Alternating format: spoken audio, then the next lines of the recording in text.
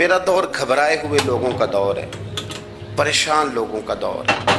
Depression کے مریضوں کی تعداد 65% تک پہنچ گئی ہے۔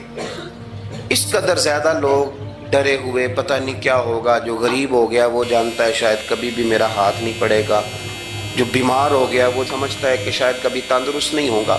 تو کمزوری آ گئی اور تیزی کے ساتھ آئی۔ ٹی وی پہ بیٹھے لوگوں نے بھی کمزور کیا۔ پھر ایک تعویذ دھاگے والے تھے، انہوں نے بھی کہہ دیا تینوں کسی نے کچھ کیتا ہے۔ وہ بھئی کنے کیتا ہے؟ کہندا ہے مینوں حکم ہی نہیں، مینوں تے شرارت دا حکم سی وہ میں کر چھڑی، تینوں کسی نے کچھ۔ اب تو سوچتا رہ، جتنے تیرے دشمن ہیں تو ان کی لسٹ بنا لے۔ تو شرارتیں ہوئیں، لوگ کمزور ہوئے، افکار کے اندر کمزوری آئی۔ رسول کریم صلی اللہ علیہ وسلم لوگوں کو طاقتور کرتے، توکل کا درس دیتے، توحید باری تعالیٰ کے ستھرے جذبے حضور اپنے غلاموں کو عطا فرماتے، ان کی فکری حضور تربیت فرماتے، فکری۔ اللہ کے رسول صلی اللہ علیہ وسلم غار ثور میں موجود ہیں، ساتھ سیدنا صدیق اکبر رضی اللہ تعالیٰ عنہ۔ کفار جو گرفتار کرنے والے تھے، پیچھے لگے ہوئے تھے، وہ غار ثور کے دروازے تک آ گئے۔ جس طرح ڈاکٹر بول دیتا ہے، وہ کہہ دیتا ہے کہ اب جناب مشکل ہے، اگلے ہفتے آپ چلے جائیں گے۔ تو وہ جو کمزور لوگ ہیں انہوں نے اگلے ہفتے کیا جانا ہوتا ہے، وہ جب ڈاکٹر بتاتا ہے اسی وقت ہی فوت ہو جاتے ہیں۔ وہ کہتے ہیں اگلا ہفتہ تو لیٹ ہے، اسی وقت ہی سمیٹ لیتے ہیں سامان سفر۔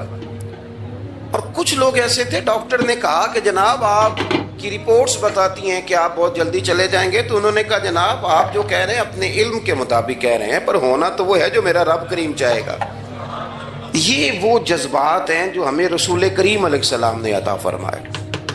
دیکھو حضرت ابوبکر صدیق رضی اللہ تعالیٰ عنہ کے ساتھ حضور غار ثور میں موجود ہے۔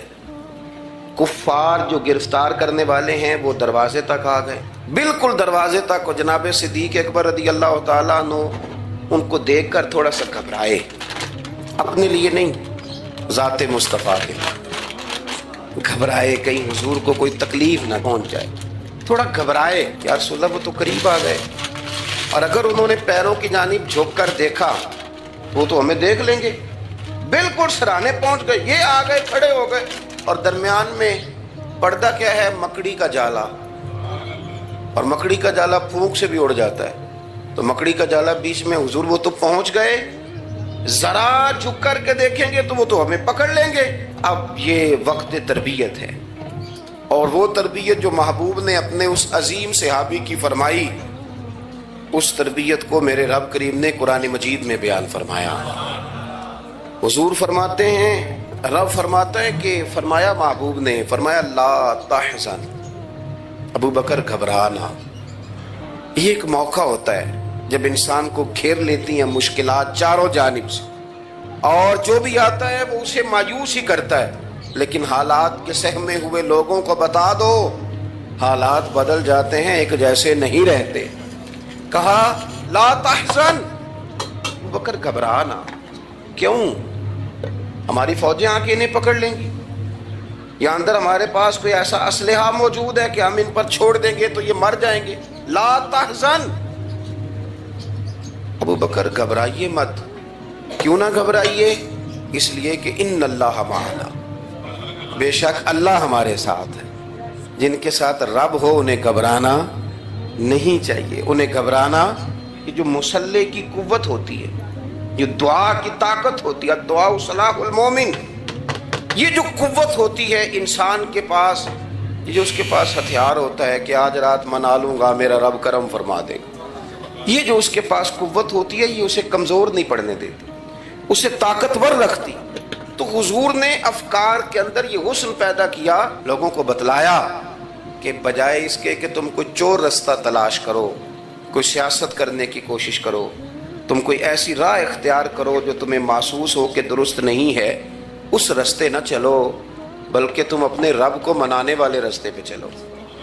اور ترمذی شریف میں حدیث ہے، حضرت انس بن مالک رضی اللہ تعالیٰ عنہ فرمانے لگے کہ کریم محبوب علیہ السلام فرماتے ہیں کہ اپنے دکھڑے دنیا داروں کو نہ بتانا، سیٹھوں، نوابوں، چودھریوں، چاپلوسی کرنے کی ضرورت کوئی نہیں، اپنے دکھڑے دنیا داروں کو نہ بتانا، ورنہ اللہ تمہیں کبھی غنی نہیں فرمائے گا۔ فرمایا اپنے دکھ اپنے رب کریم کی بارگاہ میں عرض کرنا، جلدی یا دیر سے اللہ تمہیں لوگوں سے بے نیاز کر دے گا۔ تربیت فرمائی۔ ہم لوگوں نے تیزی سے اپنے آپ کو کمزور کیا ہے، توجہ کا مرکز دنیا دار۔ وہ اکبر الہآبادی نے کہا تھا کہ مصیبت میں بھی اب یاد خدا ہم کو نہیں آتی، دعا منہ سے نہ نکلی جیبوں سے عرضیاں نکلی۔ اب بھی نہ لوگ درخواستیں جمع کراتے ہیں، دعائیں نہیں کرتے۔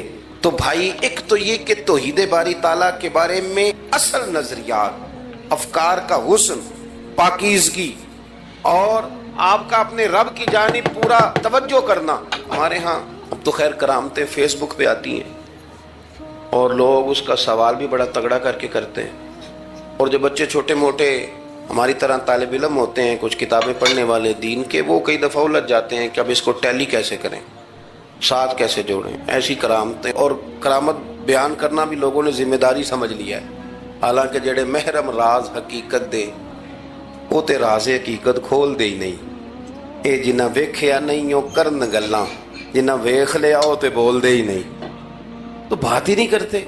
تو کرامت نا جوڑ جاڑ کے نا کہیں فٹ کی جاتی ہے۔ آپ کو بخاری مسلم میں حدیث ملے گی، کوئی بھی ایسی